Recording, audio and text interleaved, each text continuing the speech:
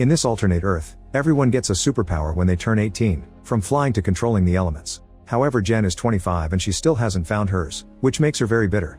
During a job interview, she discovers the boss's power is forcing people to tell the truth, causing her to say many embarrassing things and miss the chance. In the evening, Jen hooks up with her casual partner Luke. As soon as they're done, Luke waits for Jen to go to the bathroom and flies out of the window. Jen feels unappreciated because he always does the same thing.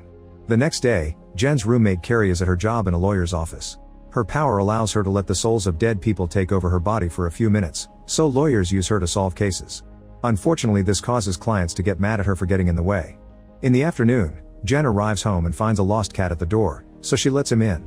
Then she sees Carrie's boyfriend Cash trying on a homemade superhero suit and makes fun of him for it. Embarrassed, Cash uses his power to reverse time and quickly closes the door so Jen won't see him. Soon Carrie also arrives and cries while sharing how tired she's of clients taking it out on her, so Jen tells her to quit, but Carrie can't because she must support Cash until he finds a job. Then to lighten the mood, Carrie channels Hitler so they can mock him. Later, Carrie has a date with Gordon, who refuses to shake her hand without a glove because he can make people instantly climax with just a touch. After a nice dinner together, they go to Jen's place, yet Gordon refuses to use his power, wanting to prove he can be good for a woman naturally. He kisses her with plastic between their faces and does the naughty with the gloves on, but he's awful at it, so Jen has to fake it. Then Gordon goes to sleep after putting a pillow barrier between him and Jen to avoid touching her in his sleep. Meanwhile, Cash and Carrie are out in the street when suddenly an invisible man grabs Carrie's phone and asks for her purse too. Instead of reversing time, Cash throws his wallet at him and grabs Carrie to run away. Afterward, Cash admits that fighting off the robber felt good, so he wants to become an actual superhero. The next morning, Jen wakes up and decides to try to touch Gordon, but freezes when she sees the cat jump on the bed. The cat ends up touching Gordon first and wakes him up by screaming out his passion. Disgusted, Gordon goes away, telling Jen they aren't compatible. Afterward, over breakfast, the trio decides to keep the cat and named him Jizzlord for what he did on the bed. In the evening, Jen takes a cab to her half-sister's birthday party. The driver has the power to tell when someone will die, yet refuses to give her the details, only saying she must watch out for bears. During the trip, she gets a call from her father, who reminds her to be a good sister. In the house, Jen meets with her mom Mary, who has the power to command technology yet she can't control it, and her partner Ian, who can sense emotions.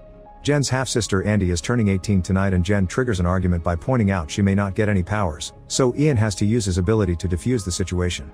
When Andy finally blows the candles, she waits for her powers to emerge, yet nothing happens.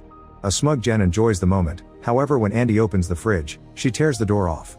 Excited, Andy begins showing off her new super strength, so a bitter Jen leaves while drinking. At that moment, Jen decides to visit Luke, who has been ignoring her texts. She finds him having dinner with another woman who has the power to shapeshift, yet she barely uses it, implying she's naturally beautiful, which annoys Jen. Afterward, Luke takes the girl out for a flight, so Jen forces him to do the same for her. The trip is short and Luke leaves Jen on the street, saying their thing is over because Jen can't love anyone if she doesn't love herself. On her way home, Jen calls her dad to hear some words of comfort. However, when she arrives, it's revealed that her dad is dead and Carrie summons his ghost when Jen needs the support. The next day, Jen and Carrie go to the Discovery Clinic to learn about treatments that may help her awaken her powers. However, it's all incredibly expensive and she can't afford it. That night, while Jen is sleeping, Jizzlord suddenly transforms into a human, only to quickly become a cat again before Jen can see him. Jen's next idea is to unleash her powers through stress, so she goes to a restaurant with her friends to eat the spiciest dish on the menu. Unfortunately, she can't handle it and runs to the store to drink a whole bottle of milk, which is seen by Luke and the security cameras, making the moment extra embarrassing. The following day, Carrie takes Jen to the dentist to try stress again. Jen tries to escape, but Carrie drags her inside and they start hearing ominous music. The dentist's power is to make people generate their own soundtrack, and when she shows how gentle she is, Jen's music changes from ominous to relaxing. Unfortunately, the dentist announces Jen's teeth need fillings, and her music becomes scary again. To calm her down, the dentist gives her some medicine. Meanwhile, Cash contacts an agency to put up an ad asking for superheroes. In the other room, Jizzlord transforms into a man again, but he has trouble walking like a person. He scratches the door to get Cash's attention, but when Cash goes to check on him, Jizzlord is a cat again. Back to Jen, she finishes her appointment in a very woozy state. Carrie takes her outside and they suddenly see a masked man approach them to grab Jen and push her into the trunk. This is Cash, who made this fake kidnapping plan with Carrie to add more stress. The couple decides to stop for lunch and let Jen suffer a bit, but Jen is so woozy that she leaves a voicemail for Luke saying how much she loves him.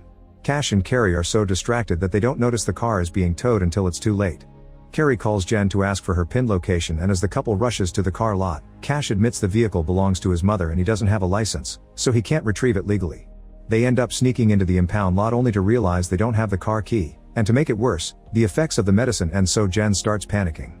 They have no choice but to call Andy, who smugly demands Jen to ask for the favor nicely. Jen pretends to be nice and Andy proceeds to rip the trunk hood off easily. Then Jen tries to beat her up, so Carrie has to keep the sisters apart. Suddenly they hear a car horn and the girls are horrified to see Mary and Ian have come to pick them up.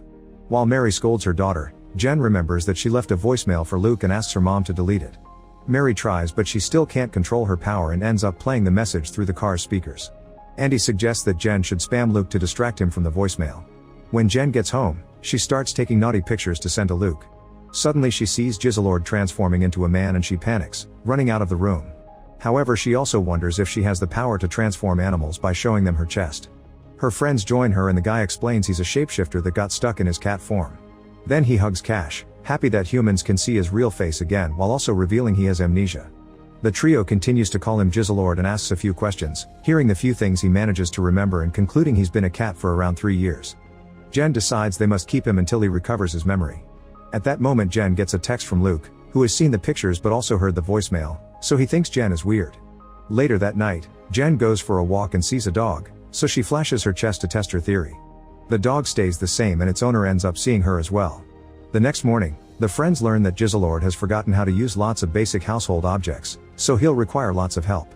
At work, Carrie channels the soul of a famous singer, who turns down a contract to get her music in elevators on cruise ships and instead asks to come back to the industry. After the meeting, the manager makes Carrie an offer. She could work with them by channeling dead celebrities to make them sing again, which Carrie happily accepts. When she makes it to the recording studio, she calls Jen and asks her to come over for moral support, promising her to pay her for it. This gives Jen an idea and she shows up at the studio pretending to be Carrie's manager, which allows her to get Carrie a juicy deal. When it's time to record, Carrie channels the singer they want, only to discover he's hard to work with and very misogynistic. The ghost even asks Jen to help him remember his lyrics, and after he disappears, Carrie searches for his songs only to learn they're all racist and misogynistic too. Carrie is uncomfortable and wants to quit, but Jen convinces her to stay for the money. Hoping the ghost's bad memory won't notice, Carrie changes the songs a bit to make them less offensive, but sadly the singer hates the nice message and makes a huge scene. Carrie and Jen are both immediately fired. Back in the house, Cash interviews a bunch of candidates for his superhero team. Seb can summon sea creatures but not control them, and he makes a fish fly through the window. Since his family is rich, Cash recruits him anyway. Ade can move through solid objects yet ends up with his hand stuck inside a wall, but he's also recruited. A woman has magnet powers but ends up attracting every object in the house over her lack of control, so Cash turns her down together with the guy who can transform anything in a PDF and the person whose eye lasers do nothing. Randall can use his rear to 3D print objects, which he demonstrates by making a small figurine. Finally Gregor has super speed, proving it by bringing a postcard from the British Museum in just a second. Afterward Cash is getting ready for the first official meeting when Jizzlord suddenly brings him a dead pigeon. Not wanting him to embarrass him in front of the others, Cash sends Jizzlord to do the groceries. At the store, Jizzlord is overwhelmed by everything, and seeing the female products makes him faint. The clerk immediately helps him out and gives him a book on women's anatomy to better understand the products. Back to Cash, he's meeting with his new superhero buddies and notices Gregor takes over writing on the board. Gregor also has a lot to say, and Cash feels like he's trying to steal the leadership from him.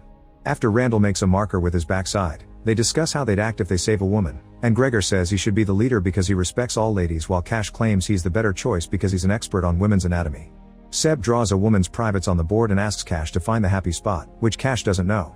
Luckily Jizzlord comes back and helps him, so Cash stays as the leader. When Carrie and Jen arrive home, they hear some weird noises and find Cash and Jizzlord playing a game they built with the lady products, so they all play together.